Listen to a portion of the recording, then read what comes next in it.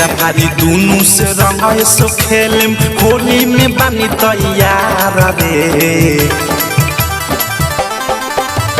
फेरा भारी दोनों से रंग सो खेलम होली में बानी तैयार रे।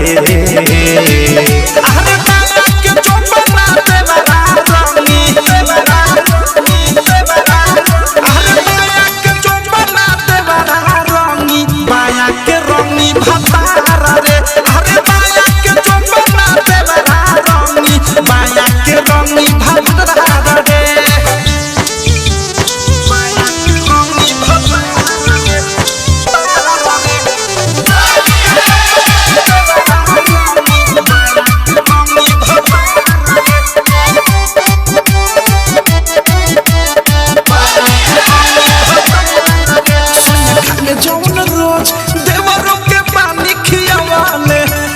झूला चाटकार पहले से पानी सियावाले सोया खाले जौन रोज देवरों के पानी खियावाले।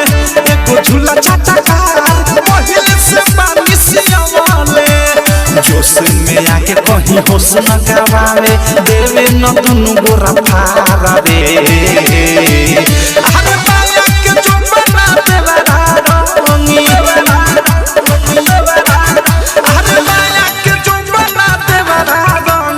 बाया के रंगी भतार रे। अरे बाया के चोपना देवरा रंगी बाया के रंगी भतार रे।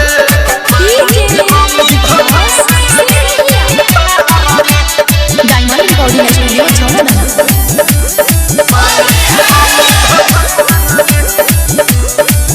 असुलगी नहीं लाव के करुणा लागी उपैया सोया घरवा में रंगी है देवर रंगी पीछे रंगनैया।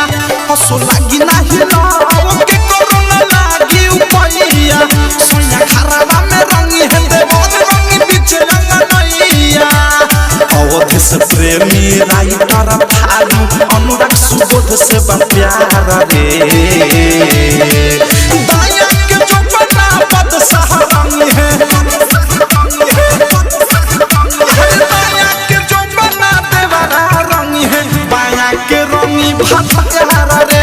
अरे बाया के चोपना देवरा रंगी बाया के रंगी भतार रे। फेरा भारी दोनों से रंग सो खेलम होली में बानी तैयार रे। अरे बाया के चोपना देवरा रंगी अरे बाया के चोपना देवरा रंगी बाया के रंगी भतार रे। अरे बाया के चोपना देवरा रंगी बाया के रंगी भतार रे। आरसीएम म्यूजिक न्यू ऐप अभी डाउनलोड कीजिए हमारे गूगल प्ले स्टोर से और पाए भोजपुरी लोकगीतों का एक से बढ़कर एक ऑडियो वीडियो सॉन्ग बिल्कुल मुफ्त।